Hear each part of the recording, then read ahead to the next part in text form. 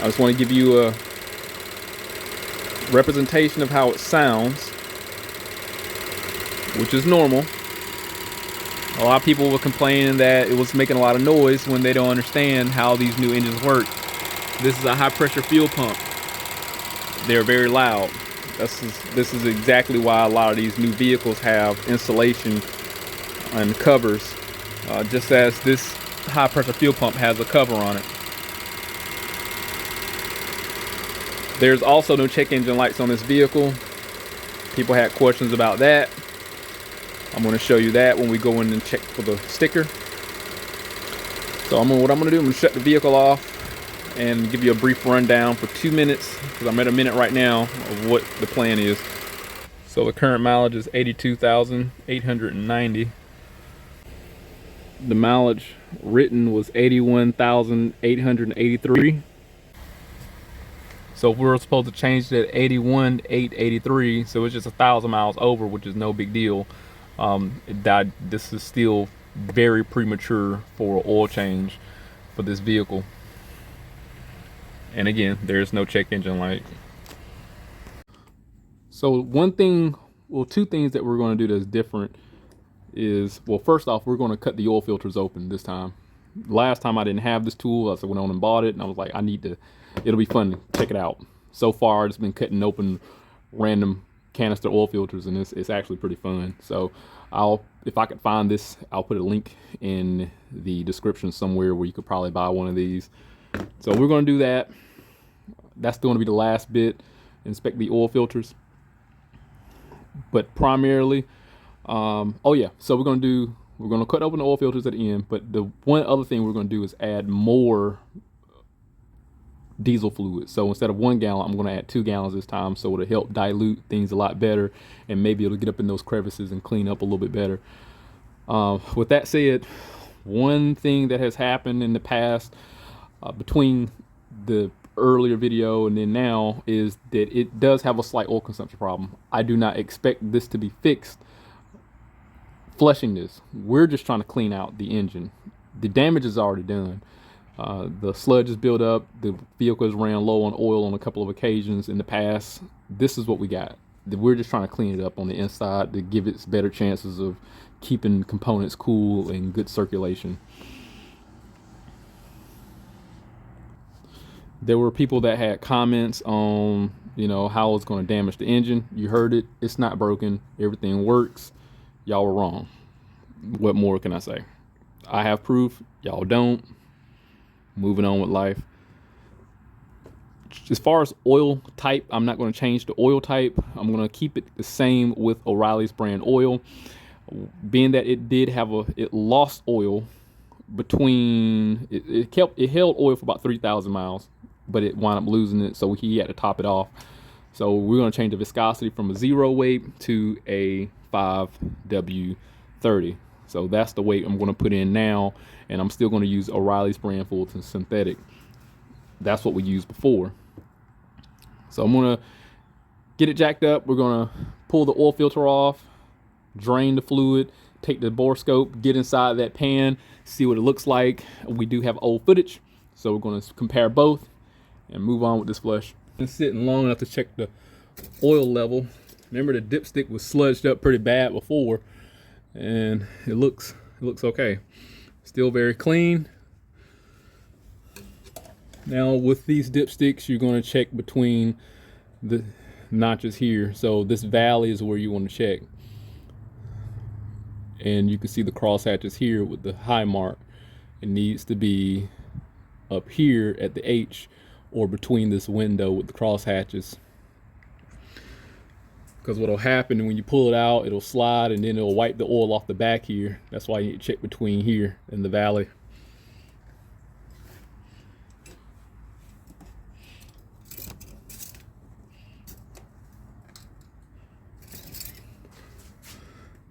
So it has eaten oil. Oh gosh.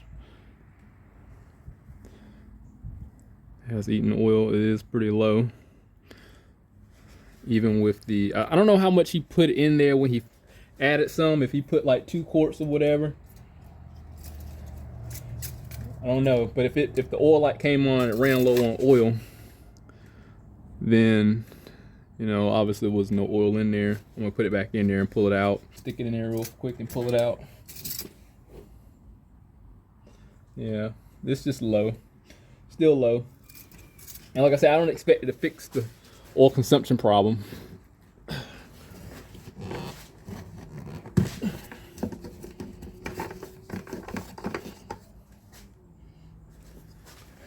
Here's the oil cap. I mean, it's still clean, but you know, we cleaned that out. Let's take a look inside.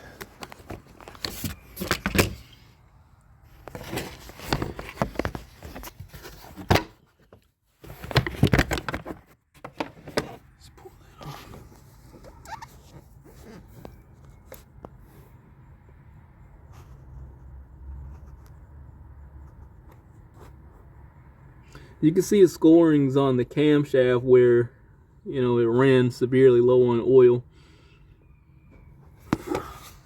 But again, I mean, the main thing is we're just going to clean it. That's the best we can do. I'm going to put some cardboard down here so I don't make a mess like before. I'm going to make this conical like. I'm going to put a mark on this one for identification purposes.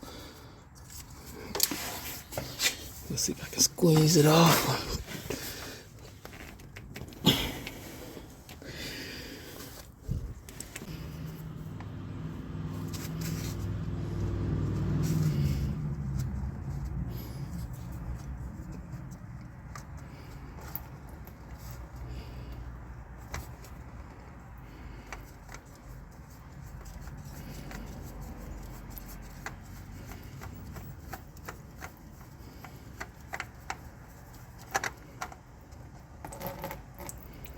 It's pretty black.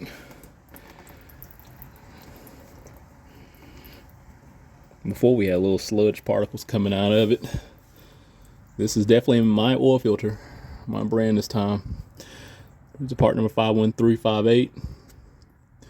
There's going to be oil residing behind the filter element. So I'm going to let it sit upside down. So just, you know, don't expect to not see any oil when I cut it open and it accumulated the base down there. I'm going to let it sit upside down for a while. Here's the new oil filter that's going on for the flush.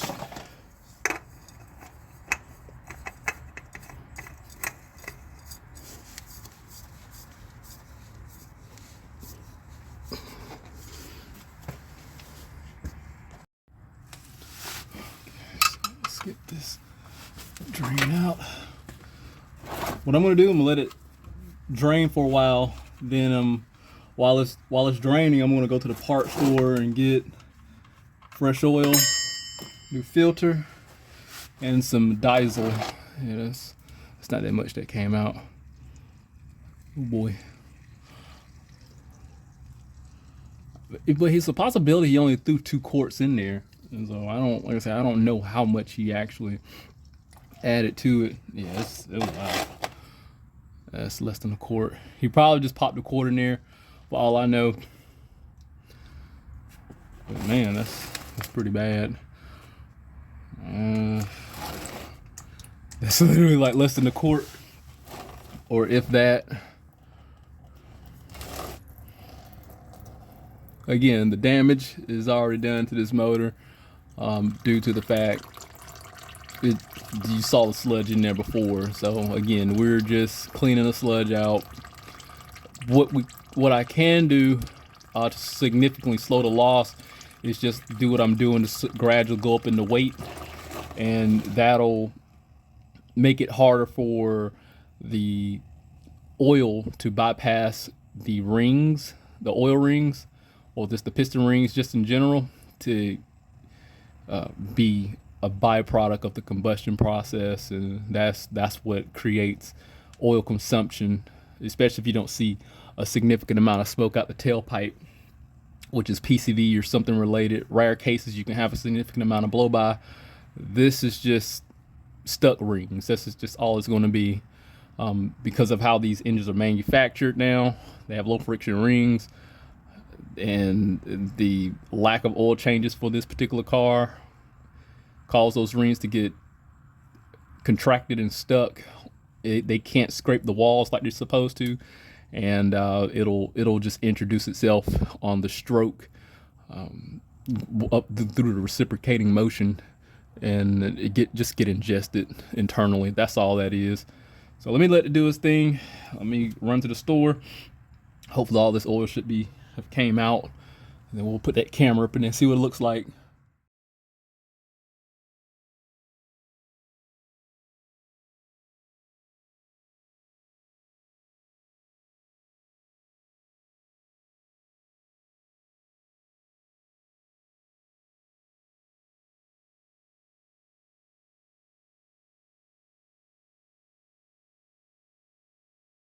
Here we go. So from before, we saw this area was pretty cruddy up. I mean, it still is, but our marks from when I was moving the camera have cleaned up a little bit better, and it did a little bit. I mean, it's not as bad as it was, so I'm not gonna act like there wasn't any change. We're gonna go to the right towards the.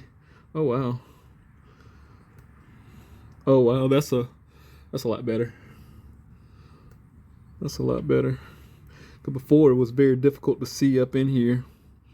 We're facing the transmission area.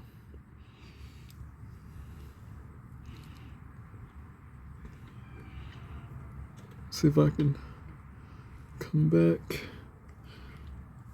There's the crank up in that region.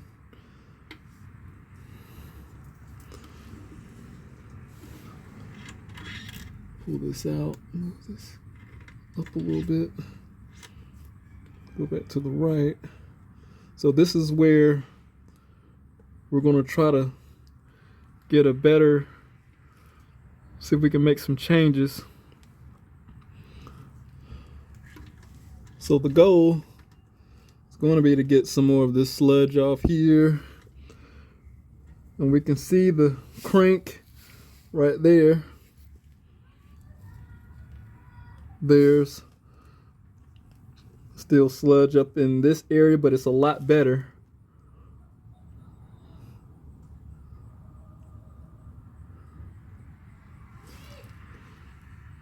So it has got better. I'm not going to act like it hasn't.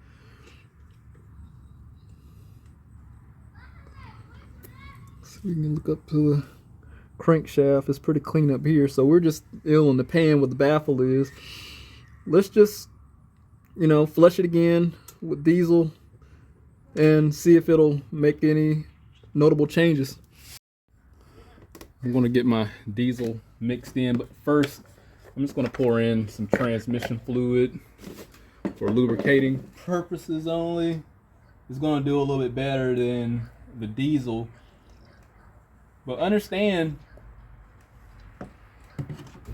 this vehicle originally holds 0.20 weight oil, so putting diesel in there that's thin isn't going to hurt anything. And there's surrounding oil on the walls which will mix with the diesel and the transmission fluid, so it's going to enhance the lubricity or lubricating properties of this diesel. It's not going to damage anything. I'm not driving it, I'm just letting it sit and run, and everything should be safe. Let me get my 2 gallons of diesel poured in there, then we'll start it up. So gallon 1 going in. This is just the oil container. Still diesel in here. You'll see how thin it is. Oh gosh.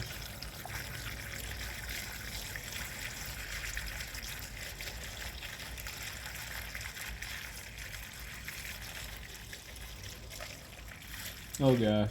Oh man, I'm making a mess.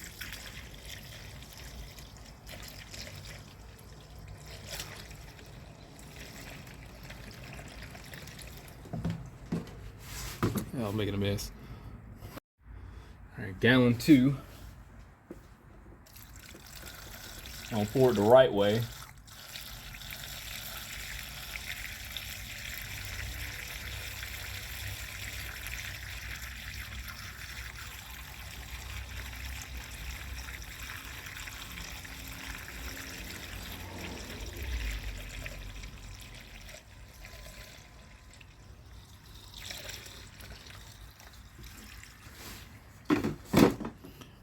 So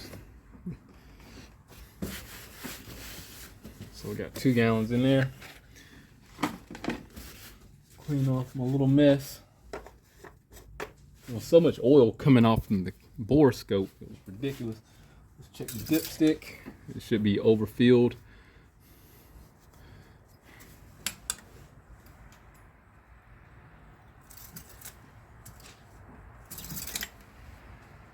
Yep. Yeah, it's like way up here. But then again, you know, it's hard to check oil because the return, if I recall properly, goes through the dipstick hole also.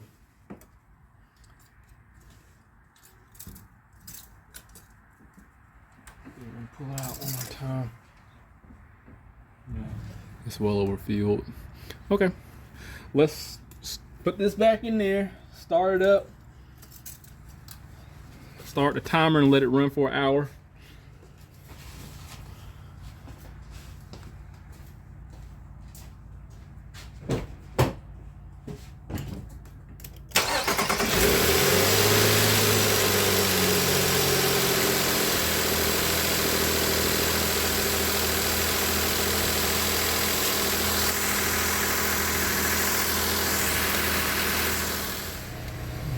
So it's running fine right now.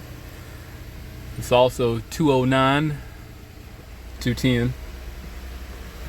I'm going to give it 1 hour. Just let it sit here and idle.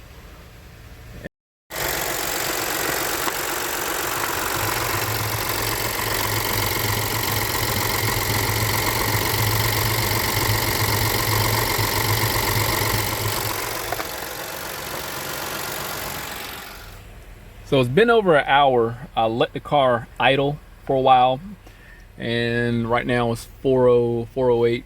Started around like 2 something, if I recall properly. Check-in light came on. I guess no big deal. But I will say, in addition to that, it smoked out the back a little bit after it sat and idled for a while. Now I did add 2 gallons of fluid in there. If you add more oil in a vehicle, it's going to smoke out the back. It's more susceptible to it because of like hydro-locking potential. It puts a lot of stress on the crankcase. So I don't know why the check-in light's on, but we're going to find out.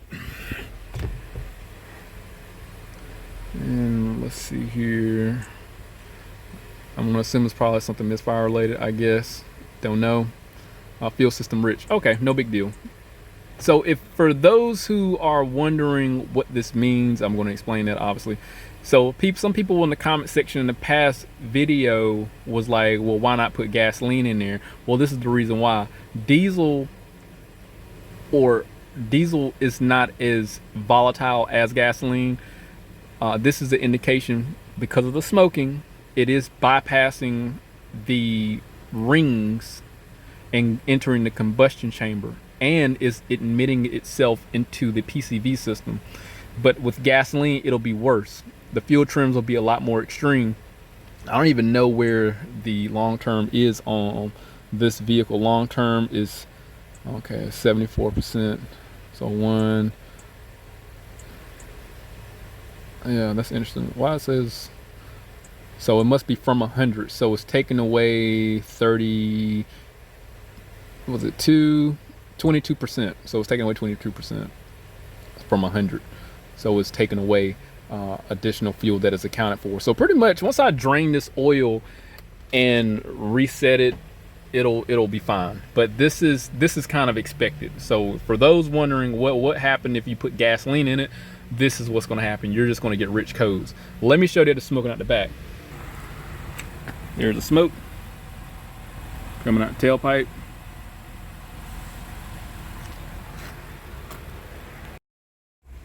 I do want to go into the generic portion and look at the long-term fuel trims because they're easier to interpret.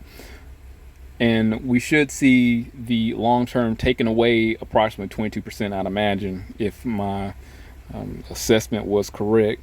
This is the born part, but this is the data part also.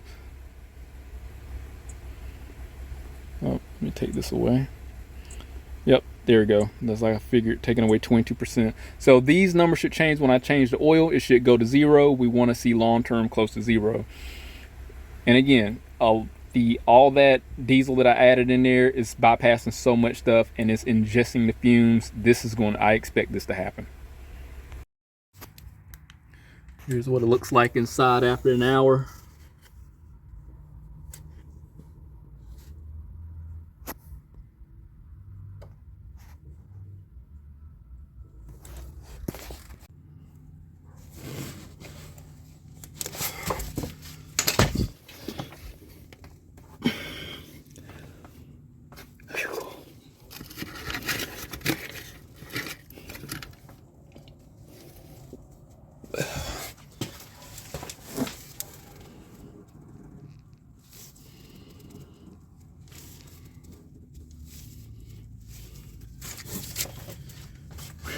Man, that was kind of hard to get off. I left it on there for an hour. You can see how the diesel has adopted the color of that sludge inside that engine. Remember how clean the diesel was, and look how black the oil is now. Well, the diesel. I'm still letting the oil drain there at the filter because remember it's overfilled. I'm going to try and save some of the diesel because I can still use it for my torpedo heater. You see here, I want to make a mess. Feels like I want to make a mess.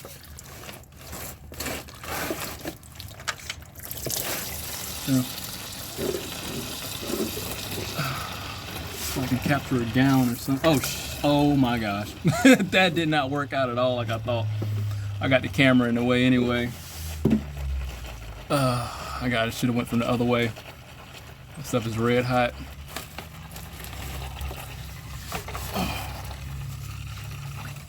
Oh gosh. I'm gonna have to.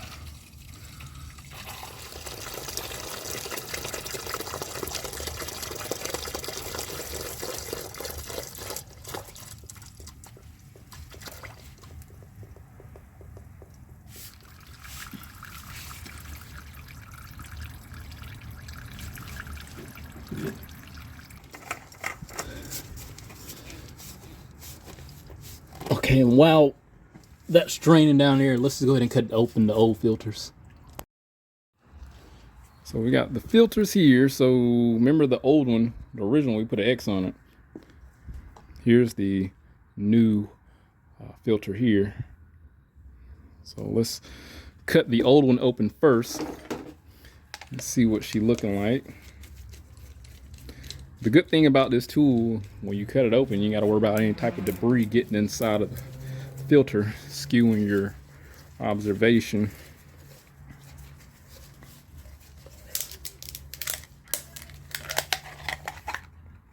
All right.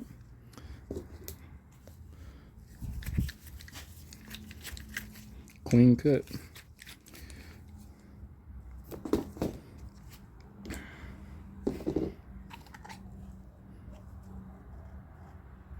Wow.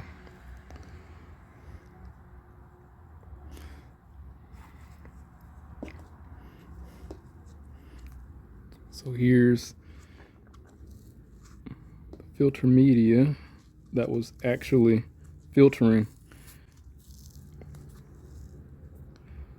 Let me see if I can cut all this out.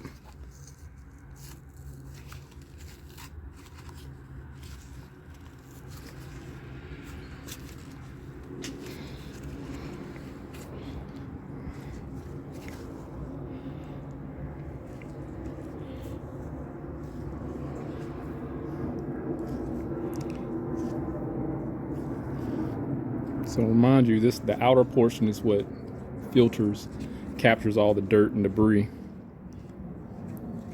The inside don't.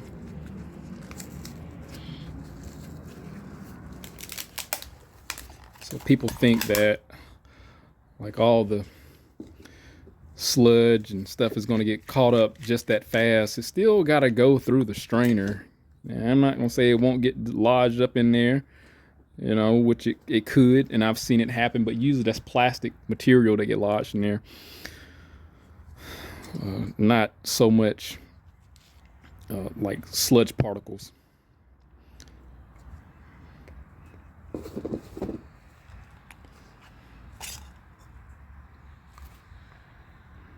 Here's the thin diesel. We can see some dirt down beneath it.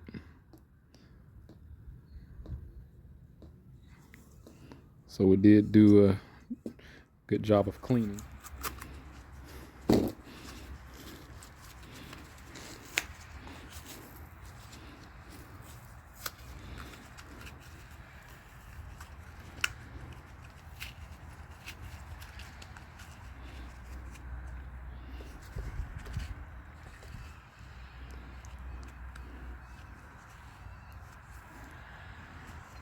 Yes, there's the inside of the one with the diesel.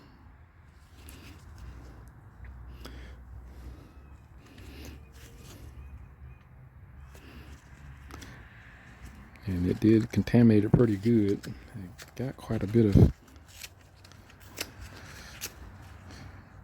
got more sludge than what I personally thought would be on it.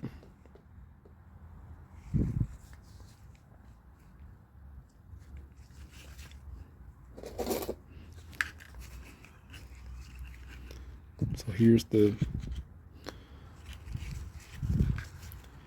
flush one to the right. Here's the old one to the left. You tell me if you can see any difference.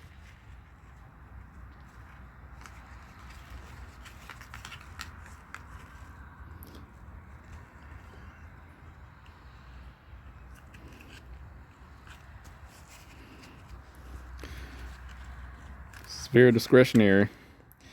But I mean, I will say that this one definitely looked a little bit more slushed up, and well, I don't know. This looks more gelatinous. The old one, this is the old one. You know, looking between it, it looks more gelatinous than the new one, the one we just used. But I mean, it did pick up some sludge though. I'm not going to sit there and tell you that it didn't. I think it's probably drained out pretty good. Let's just take the camera down in there and see if it made any changes. That's the main thing. Also, before we go any further, you can see how thin. This is the new strained oil filter with the diesel. Here's the old one. See how much thinner that is.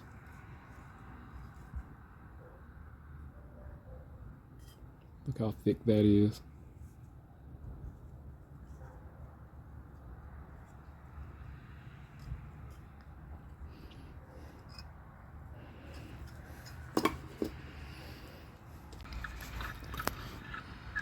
So I managed to get back in there after the engine cooled down, and here I'm on the left side. There's the crankshaft up here.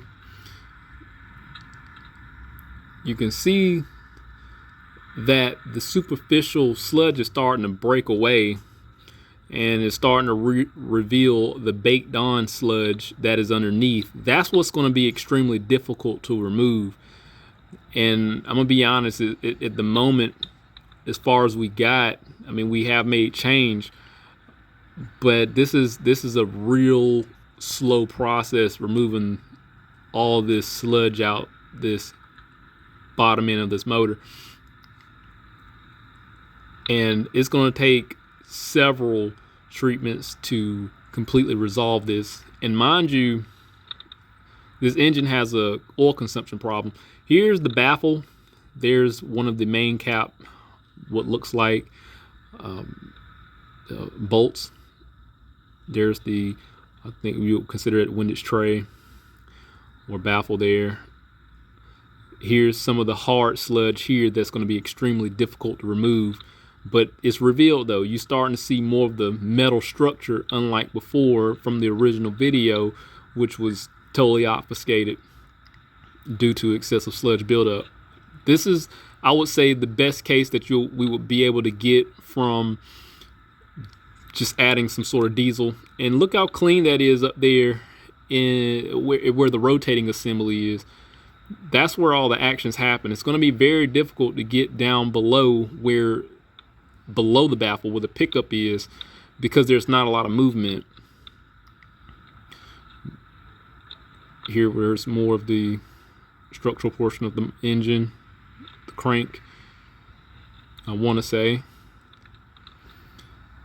And I think I'm wrong, because that's going to be, since the baffle's up there, that's where our main caps are going to be. There's more of the crankshaft up here. And it's very clean up there. I mean, it's made quite a bit of a difference. I managed to get the camera to the far left and further up, so we could see a little bit more down towards the transmission area. Here we are back by the drain plug, and I'm going to keep calling it. I'm not sure what this is. Either a balance shaft or a oil pump. I don't know. Not sure with this particular motor. I would have to physically remove the pan to get a better visual. And let me see, I think that's the last part of the video. So to answer, hopefully I answer some of the other questions in regards to why I didn't use gasoline because of the fuel trims.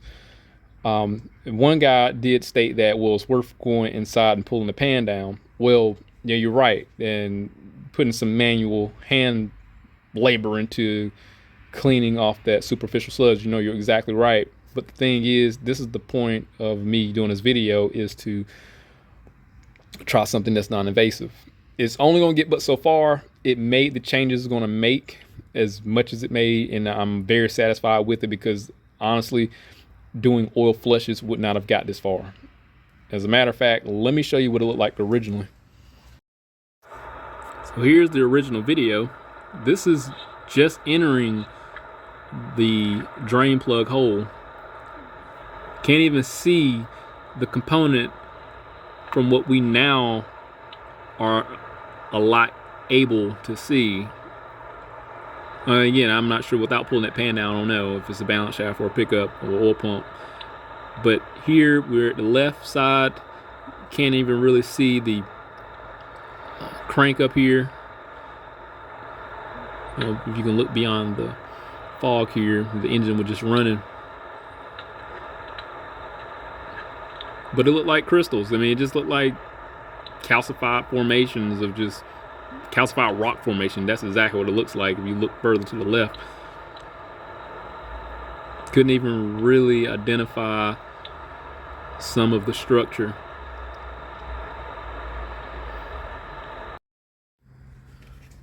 I'm going to leave the little diesel that's going to be in there because I can't get everything out. I'm not doing another flush. I'm just now going to add oil and use the same brand of oil. I was using the O'Reilly's brand. I'm going to use the same full synthetic.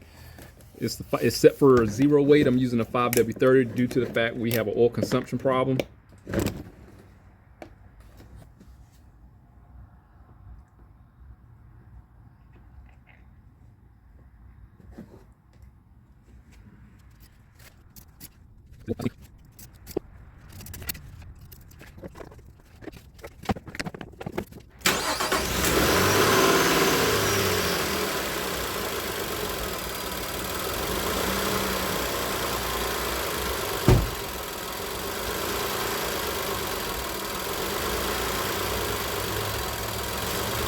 You can hear it loping a little bit, but that's slightly because of the fuel trims trying to make the accommodations because it doesn't see that diesel anymore. Oh shoot.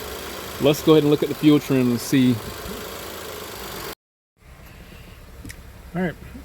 Chicken light is still on, obviously, and I'm gonna be honest, it's smoky. It's very smoky because all that diesel that I filled up in there got into the exhaust and it accumulated. So if you see here, it's not taking away fuel anymore, is now adding on the short term, which is making the accommodation on the long term, and that has dropped from -22 to now 0. So everything's working as it should for what I've done. So, you know, for the guys that's in there saying, no, the motor's damaged, no, this is, if you dealt with a vehicle that have had a leaky direct injector pump, this is what will happen. You get your crankcase full of gasoline rich conditions, change the oil and the pump, you'll fix the problem. This is why now everything is close to zero. So everything's working as it should. Not going to be alarmed because of the smoke in the check engine light. That saturation of diesel into the exhaust is a natural byproduct if you overfill your engine oil. So I'm going to clear this code out and take it on a test drive, because we obviously saw the check engine light resolve itself. I'm just going to encourage you to clear the light. Oh, sorry, I gotta follow instructions.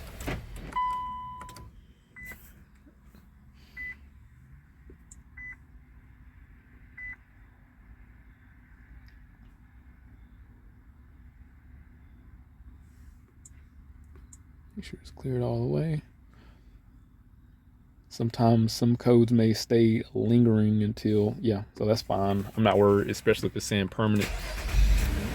That's just the byproduct of having it in the this particular function with this particular tool. So it's not current, it's just permanent. So it's not a problem. All right, I'm going to take it on a test drive. Put about a mile or so on it. Change my oil change sticker. If I figure out how to work this thing, change my oil change sticker, and reset the vehicle, and conclude the video. I went exactly 10.1 miles. Let me show you the check engine light. Obviously it's not on, but that code is still permanent. But let me show you, if you have a bidirectional scan tool, how to prove that out. What you would do, you got one of two options. This should answer everything. Go to live data and you'll see number of DTCs is 0. And being that that's at 0, I trust that over DTCs being permanent in the system. So you can pretty much ignore that. I think the other one, what is it? Incomplete monitor readiness. I think this is the one, since cleared. If I recall, so yeah, you got this here. Will tell you that there's no malfunction. And then you can go to, well, that's 2. And you can go to vehicle status. It's just going to tell you the same thing in just 3 different places. This should give you a numerical value. So codes found is 0. So this is fine. I'm going to check the oil level and give you my 2 cents on what happened when I was driving, because you will experience some concerning things occur during that initial test drive, after the flush and then the oil change and then the drive. So you will experience something that will definitely be unfavorable.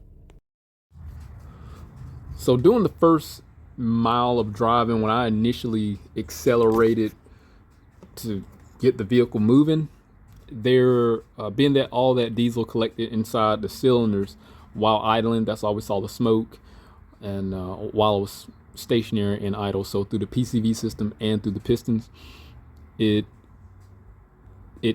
settled, and I wouldn't be surprised if it settled on top of the piston tops of the domes and saturated in the carbon buildup in there. Being that it's oily, it's gonna stick and move around, and especially accumulate in exhaust too. So when I went to accelerate, not only did it smoke a little bit, but it also had spark knock. Wasn't nothing to be alarming about, being that the fuel trims were extreme. I understood the situation.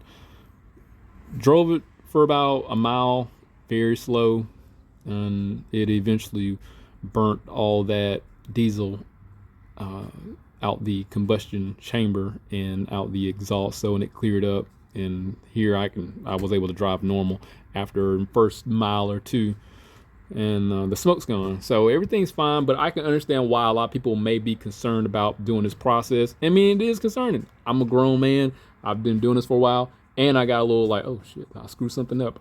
It happens, but stopped what I was doing and thought logically. I'm like, oh, okay, well, because of what I'm doing and the experience that I have with the vehicles, there's nothing to be concerned about.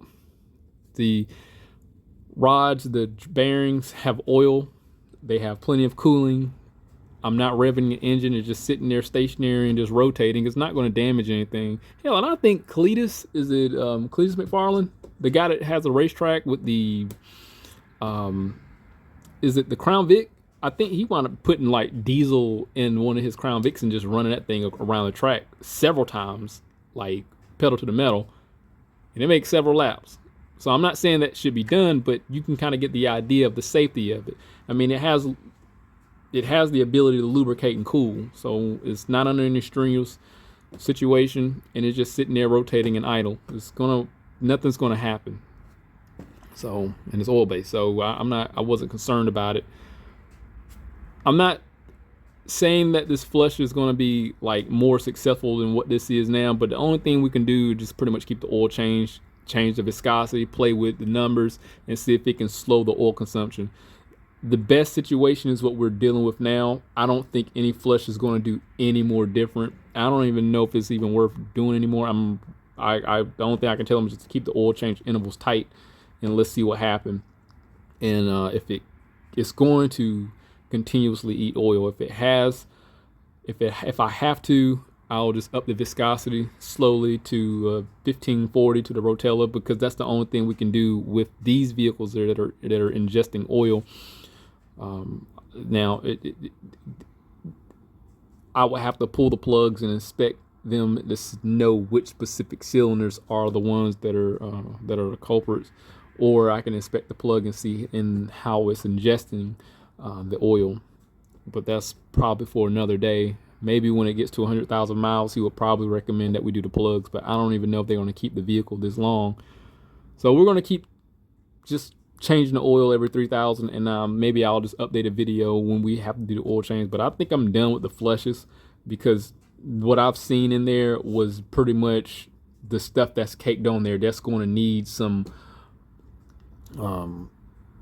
it's going to need some muscle to get that out, and that superficial flush is not going to do anything. So this is the best situation to what we're dealing with, and I'm satisfied. The diesel work, it does make change, but it's only going to work effectively up to a certain point. And the next is elbow grease.